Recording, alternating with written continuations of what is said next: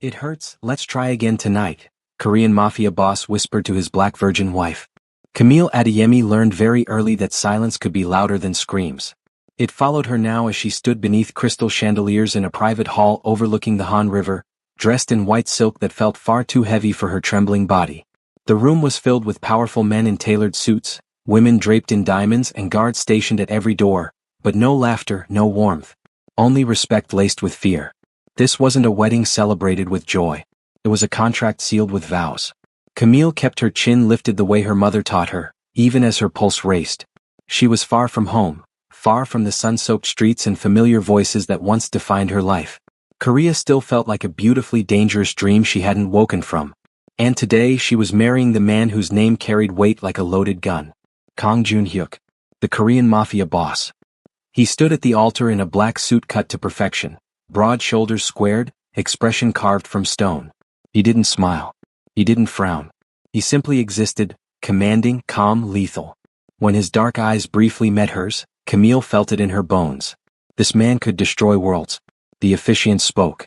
Camille barely heard the words. Her thoughts were too loud, memories of her father's worried face, the whispered warnings, the choice that hadn't truly been a choice at all. Marry him or lose everything.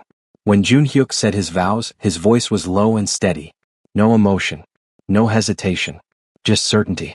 When it was her turn, Camille's voice shook, but she spoke clearly. I do. The words echoed like a door locking behind her. The drive to the mansion was silent. Seoul's city lights blurred past the tinted windows as Camille sat beside her new husband, hands folded tightly in her lap. The car smelled faintly of leather and something deeper, wood, smoke, power. Jun-hyuk didn't touch her. Didn't even look at her. Yet his presence filled the space until it felt impossible to breathe. Camille studied him from the corner of her eye. His profile was sharp, strong jaw, straight nose, a faint scar near his temple she hadn't noticed earlier. He looked untouchable, distant, like a man who lived in shadows and ruled them effortlessly. This is my husband, she thought, disbelief tightening her chest. The gates to the mansion opened slowly, revealing a fortress disguised as luxury. Guards bowed. Doors opened. Servants lowered their heads.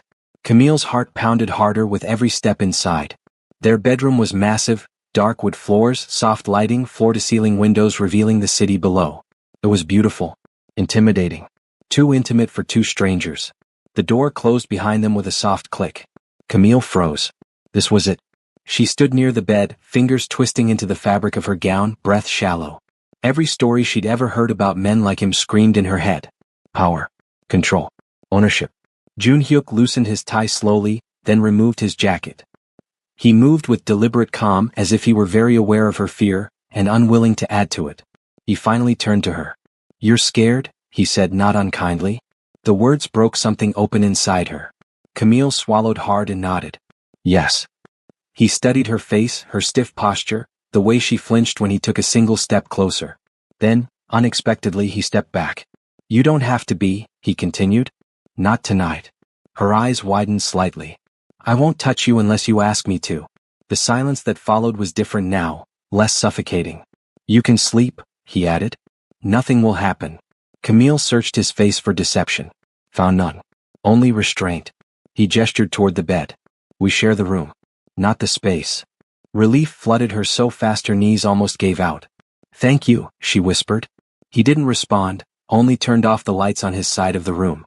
They lay down on opposite ends of the bed, a gulf of untouched silk between them. Camille stared at the ceiling, listening to the steady rhythm of his breathing. This man, feared by the city, hunted by enemies, had given her something she hadn't expected. Just as sleep finally crept in, Camille realized something that both comforted and frightened her. The most dangerous thing about Kang Jun-hyuk wasn't his power, was his control. And somewhere in the darkness, she wondered if this marriage, born of fear, might one day become something far more complicated. Something far more dangerous.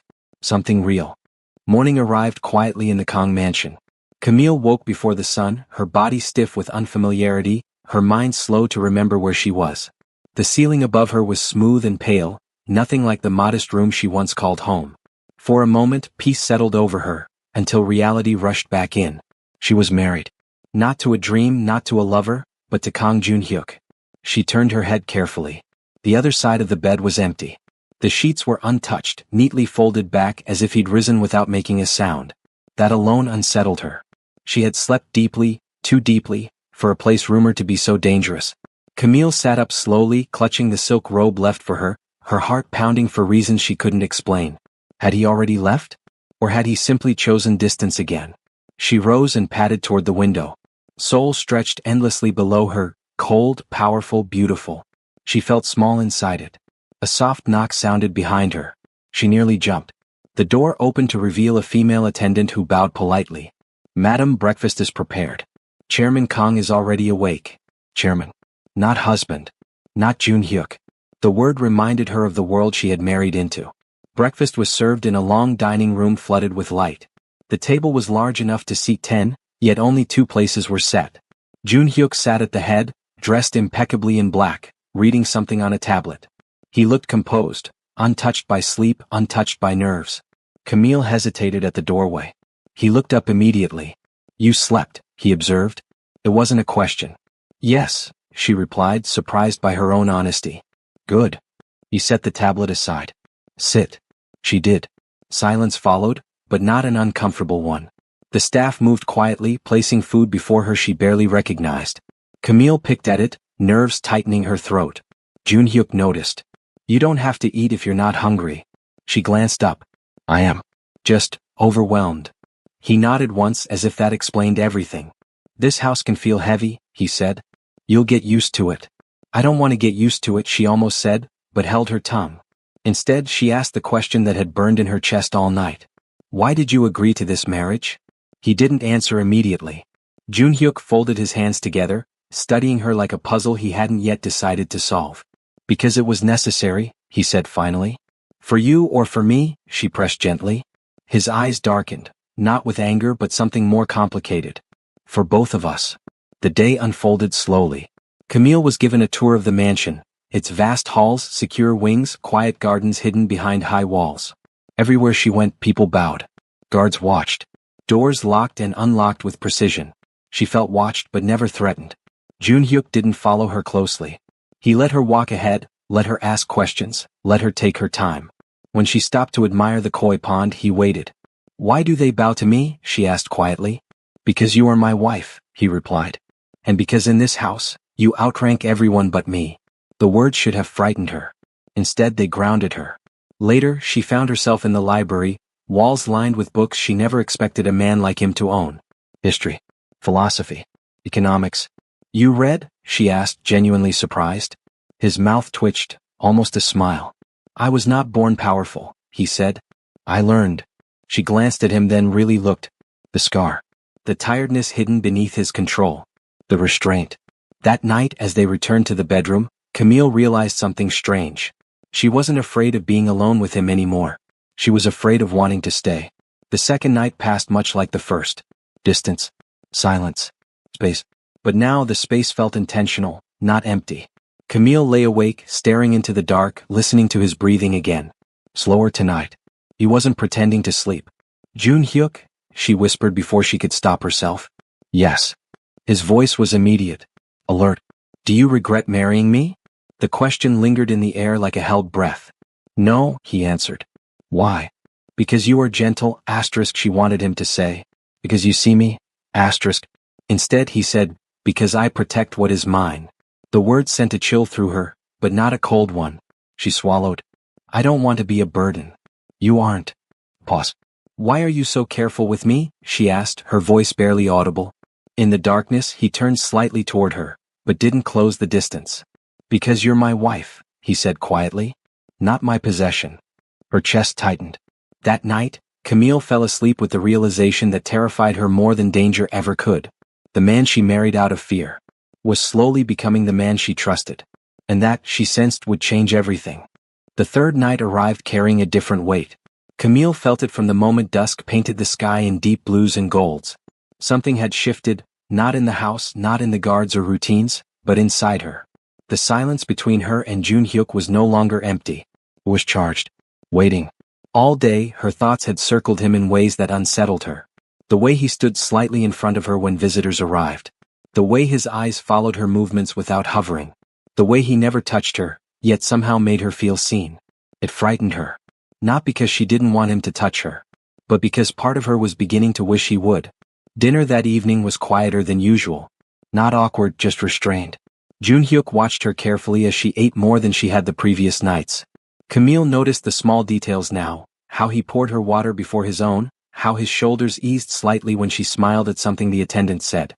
"You seem different tonight," he remarked. Camille's fingers tightened around her chopsticks. "Different how?" "Braver," he said honestly. Her heart skipped. "I don't feel brave."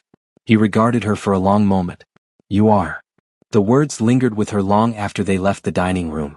The bedroom felt warmer that night. Camille stood near the bed, dressed in a simple nightgown, her hands clasped tightly in front of her. Junhyuk moved more slowly than usual, as if sensing something delicate in the air. She watched him remove his jacket, fold it neatly. He didn't look at her while he did, giving her space to breathe, to decide.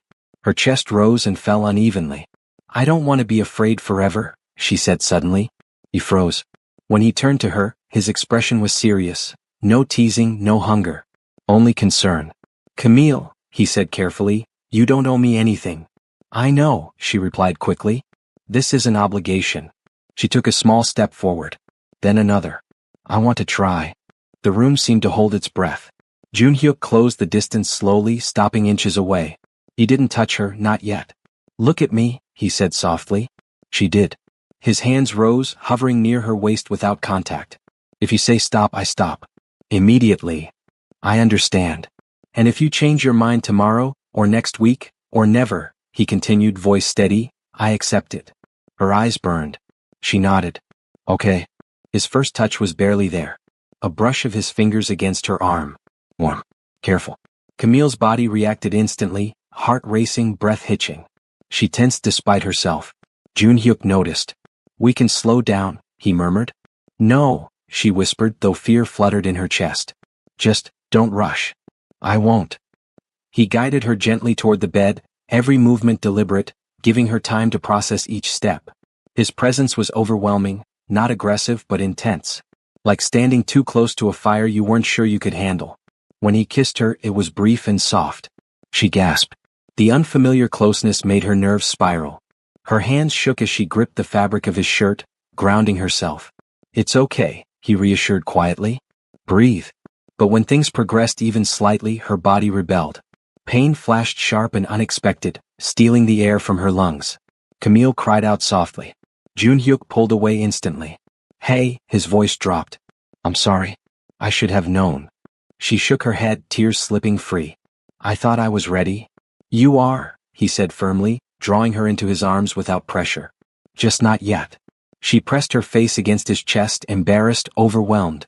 "I ruined it," she whispered. "No," he held her securely, one hand resting protectively at her back. "You trusted me. That matters more than anything." Her tears soaked into his shirt, but he didn't move, didn't rush her, didn't let go. After a long moment, he leaned down, his forehead resting against hers. His voice dropped to a whisper meant only for her. "It hurts. Let's try again tonight." She blinked up at him, confused. "Tonight?" she echoed softly. "When you decide," he clarified. "Not because you're scared. Not because you think you should. Only because you want to." Something in her chest cracked open. She nodded slowly, wiping her tears. "Thank you for stopping." "There was never a question," he replied. They lay down together afterward, not separated by distance this time but not tangled either. His arm rested near her, not around her, a silent promise of patience. Camille stared at the darkness, heart still racing. She hadn't crossed the line she feared.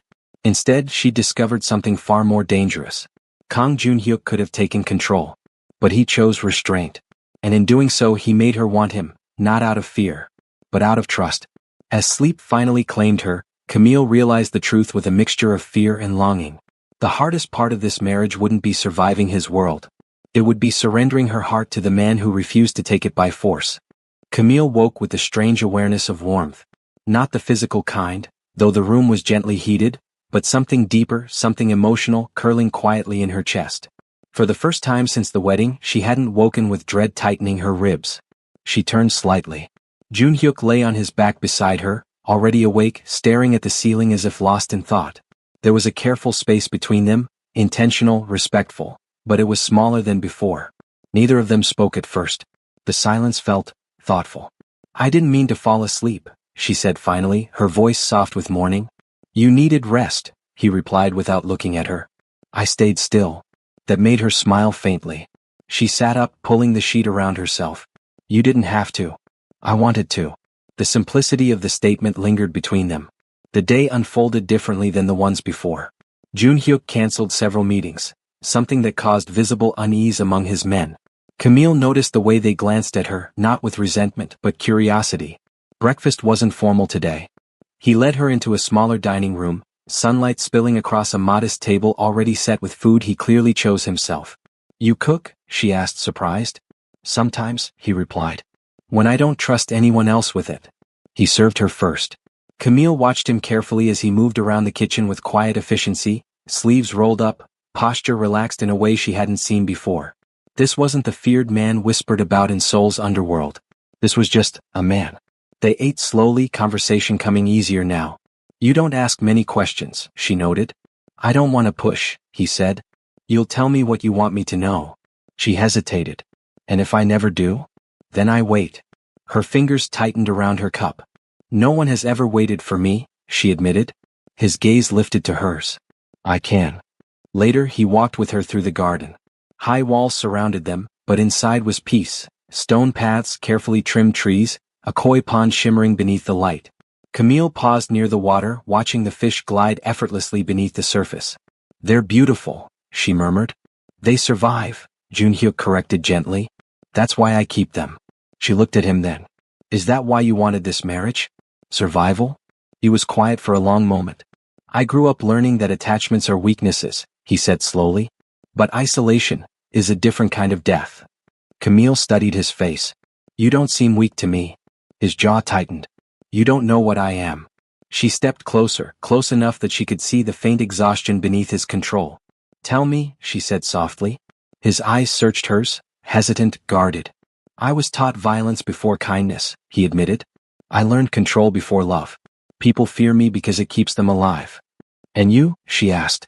I fear becoming exactly what they believe I am. The honesty stole her breath. You don't scare me, she said before she could stop herself.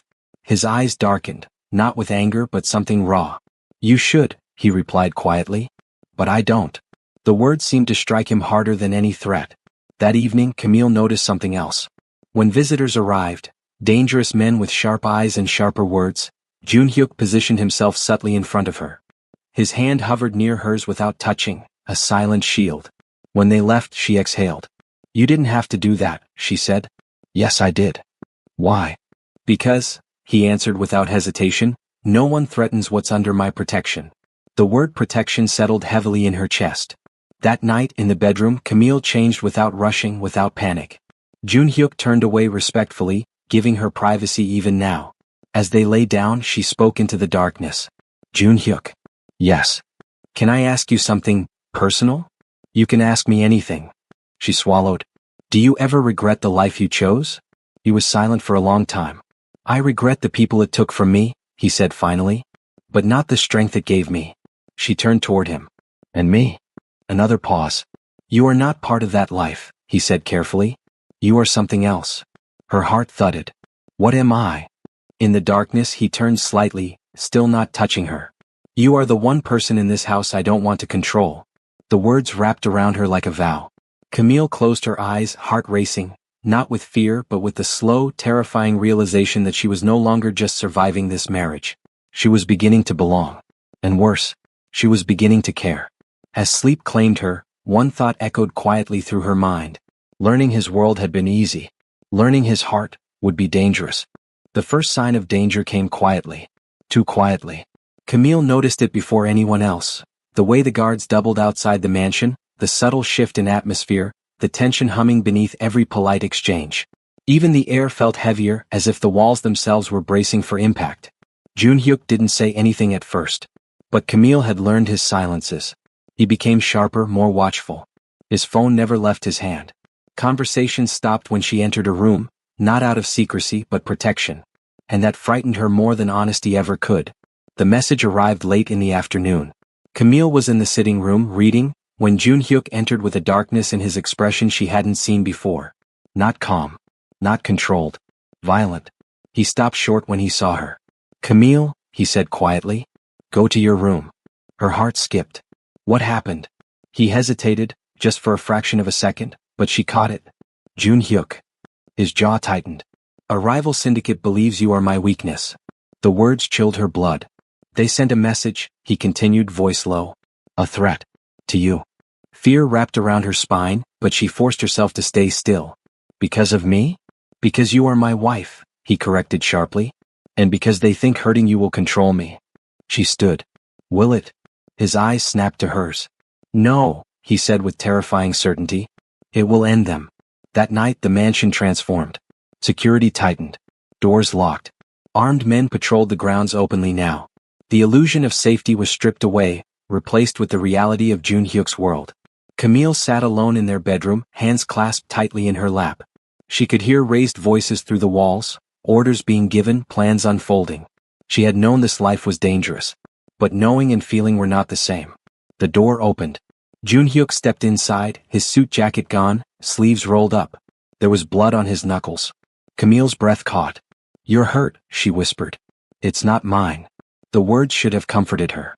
They didn't. She stood slowly and approached him. Up close, she could see the tension etched into his face, the controlled fury barely restrained beneath his skin. "You promised to protect me," she said, her voice trembling. He cupped her face gently, so gently it broke her. "I will," he vowed. "Even if I burn the city down to do it." Tears filled her eyes, not from fear but from the weight of what loving him might cost. "I don't want you to lose yourself because of me," she said. His thumb brushed away a tear she hadn't realized had fallen. "I lost myself a long time ago," he replied quietly. "You are the only thing that reminds me I'm still human." Her chest tightened painfully. Later, after he washed the blood from his hands, they sat together on the edge of the bed. He didn't touch her, not yet, but his presence anchored her. "You should hate this," he said suddenly. "This danger. This life." She looked at him, really looked. "I hate the violence," she admitted. "I hate that people want to hurt us." "But," he prompted. "But I don't hate you." Something in his expression cracked. "You don't understand what that means," he murmured. "Then explain it to me." He leaned forward, resting his elbows on his knees. "I was raised to believe that love makes you weak," he said. "That it gets people killed. And yet," Camille said softly, "you're fighting because of it." He turned to her, eyes dark and searching. "That's why they'll use you against me." She reached for his hand, hesitant, unsure. He stilled when her fingers brushed his skin. "I'm not afraid of them," she said quietly. "I'm afraid of losing you." His hand closed around hers, firm, grounding. "You won't," he promised. "Not to them. Not to this world." She swallowed. "And not to yourself?" His grip tightened slightly. "That," he admitted, "is the harder promise." That night, Camille lay awake listening to the sounds of men guarding the halls, of footsteps and murmured codes. Jun Hyuk stayed close, closer than before, his presence a shield she could feel even without touch. For the first time, fear didn't push her away from him. It pulled her closer. Because loving Kang Jun Hyuk didn't just mean being protected by the devil of Seoul. It meant standing beside him when the gates of hell opened. And somewhere in the darkness, Camille realized the truth that would change everything. She was no longer just his weakness. She was his reason. Night fell heavier than before. Not with violence this time, but with the quiet aftermath of it. The mansion was still on high alert, yet the chaos of the earlier hours had settled into a tense calm. Guards remained stationed outside their door. Footsteps echoed less frequently. The storm had passed, but its shadow lingered. Inside the bedroom, only soft lamplight remained. Camille sat on the edge of the bed, knees drawn up, wrapped in one of Jun Hyuk's shirts. It smelled faintly of him, clean, steady, grounding. She hadn't chosen it consciously. Her body had reached for comfort before her mind could catch up. Jun Hyuk stood near the window, phone pressed to his ear, speaking in low Korean she couldn't fully understand. His tone was controlled, but she could hear the steel beneath it, the kind that bent men to his will. When he ended the call, he didn't turn right away. He rested one hand against the glass, shoulders heavy. "You're safe," he said finally. "For now." Camille nodded. "And you?" He turned then, meeting her eyes. "I will be." She studied him carefully. The danger had passed, but the tension remained, coiled tightly beneath his skin. This was the man the world feared. The man capable of terrible things. Yet when he looked at her, his expression softened. "Always. You should sleep," he said. She shook her head slowly. Not yet. He hesitated. Camille? I'm not scared, she interrupted quietly. At least, not the way I was before. He stepped closer, cautious as if approaching something fragile. You don't have to be strong for me, he said. I know, she replied. I want to be honest. He waited. She took a breath. Earlier, when I saw the blood on your hands, I realized something. His jaw tightened. What? I realized that I trust you, she said softly. Even when I don't understand your world. That stopped him completely. Trust. It wasn't a word men used with him. You shouldn't, he said automatically. But I do, she insisted. You could have shut me out. You could have lied. You didn't. He moved closer now, standing just in front of her. This world destroys innocent people. Then don't let it destroy us, she said, her voice barely above a whisper. Something unreadable flickered in his eyes. She reached for his hand. This time she didn't hesitate. He inhaled sharply but didn't pull away. I know last time was difficult, she said quietly. And I know you stopped because you care. I stopped because I never want to hurt you, he replied. Her thumb brushed against his knuckles, still faintly bruised. I'm choosing you, she said. Not because I have to. Because I want to. The room seemed to hold its breath. Junhyuk lifted her hand slowly, pressing his lips to her knuckles. Gentle, reverent. Then we go slowly, he murmured. Slower than you think you need. She nodded. They lay down together, closer than before. Not rushed. Not pressured. Junhyuk stayed partially propped on one arm, giving her space, watching her face carefully, every breath, every shift of emotion. Tell me if anything feels wrong, he said. I will. He kissed her again, soft, unhurried. A question rather than a claim. Camille responded this time, her body relaxing gradually, trust replacing tension. The fear didn't vanish, but it loosened its grip. When uncertainty flickered across her face, he stopped immediately. Still okay? He asked. She nodded, though her voice trembled. Just overwhelmed. That's allowed, he said gently. He rested his forehead against hers, grounding her. You're safe, he whispered. You control this. Her breathing slowed. She didn't push herself further. Instead, she rested her head against his chest, listening to the steady rhythm of his heart. Strong. Alive. Human. They stayed like that for a long time. No demands. No expectations. Just closeness. Camille traced small, absent patterns against his shirt, feeling the warmth of him beneath her fingers. Junhyuk's arm rested loosely around her, not trapping, not claiming, simply present. I used to think trust was weakness, he admitted quietly. And now, she asked. And now, he said, it feels like standing in the dark, knowing someone is there with you. She smiled faintly, eyes heavy with sleep. I'm still scared, she confessed. So am I, he replied. The honesty surprised her. But we're not alone, he added. Camille closed her eyes, comforted by his words, by his presence, by the steady promise of patience. That night, she didn't fall asleep wondering if she would survive this marriage. She fell asleep believing that trust, slow, fragile, deliberate, might be the strongest weapon either of them had. And in the darkness, wrapped in his quiet protection, Camille understood something profound. They weren't trying to conquer each other anymore. They were learning how to stand together. The rain began after midnight. Soft at first, just a whisper against the windows, then heavier, steady, filling the silence with a rhythm that felt almost intimate. Camille lay awake beside Junhyuk, listening to it, aware of every inch of space between them, and how little of it remained now. She wasn't afraid tonight. Nervous, yes. Uncertain still. But fear no longer ruled her body the way it once had. Junhyuk sensed it before she spoke. He always did. You're awake, he murmured into the darkness. Yes. He turned slightly toward her, stopping short of touching. Even now he waited. The lamp by the bedside cast a soft glow across his face, strong features softened by exhaustion and something else she hadn't seen before this marriage. Oh. Camille swallowed, her heart pounding. I keep thinking about what you said. About what? About control, she replied quietly. About me deciding. He nodded slowly. You always decide. She took a breath that felt like crossing a line.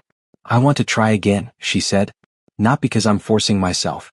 Because I don't want to run anymore. Junhyuk didn't move. For a terrifying second she thought she'd said too much. Then he spoke, his voice low and steady. Look at me. She did. His gaze searched her face carefully, not for desire, but for certainty. If this becomes too much, he said, you don't apologize. You don't explain. You just tell me. I know. And if tonight doesn't end the way you expect, he continued, that doesn't mean you failed. Her throat tightened.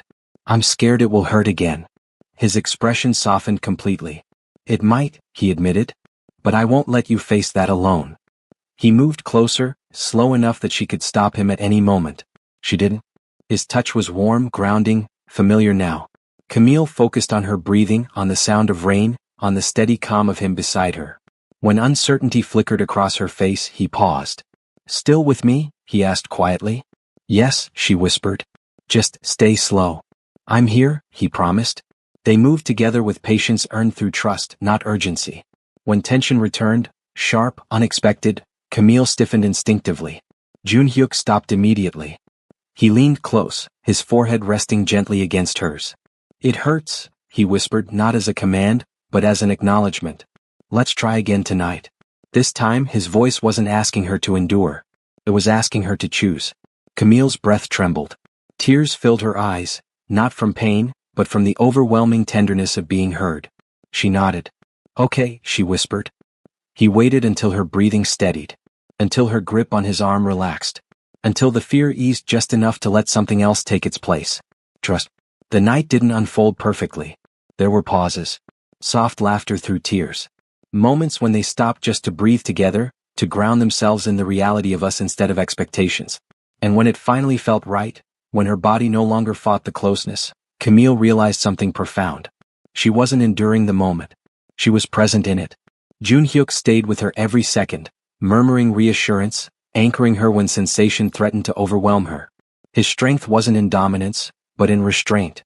When it was over, he didn't move away. He gathered her gently into his arms, holding her like something precious, fragile, and fiercely protected. You did well, he murmured, not with pride but admiration. So did you, she whispered back. They lay together afterward, the rain still falling outside, the world beyond the walls momentarily distant and quiet. Camille rested her head against his chest, listening to the steady beat of his heart, the same heart that ruled an empire built on fear. Yet with her, it beat softly. I didn't think it would feel like this, she admitted. Like what? Like safety, she said. His arm tightened slightly around her. I will spend my life proving that to you, he replied. Camille closed her eyes, exhaustion settling over her in waves, but beneath it, a calm she had never known. Tonight hadn't been about crossing a line. It had been about rewriting one. For the first time since she'd said I do, Camille understood the truth of her marriage. She wasn't trapped in the arms of a dangerous man. She was held by one who chose patience over power, and who had just given her something far more rare than protection. He had given her his trust. And as sleep claimed her, wrapped in his quiet strength, Camille knew. This night had changed everything.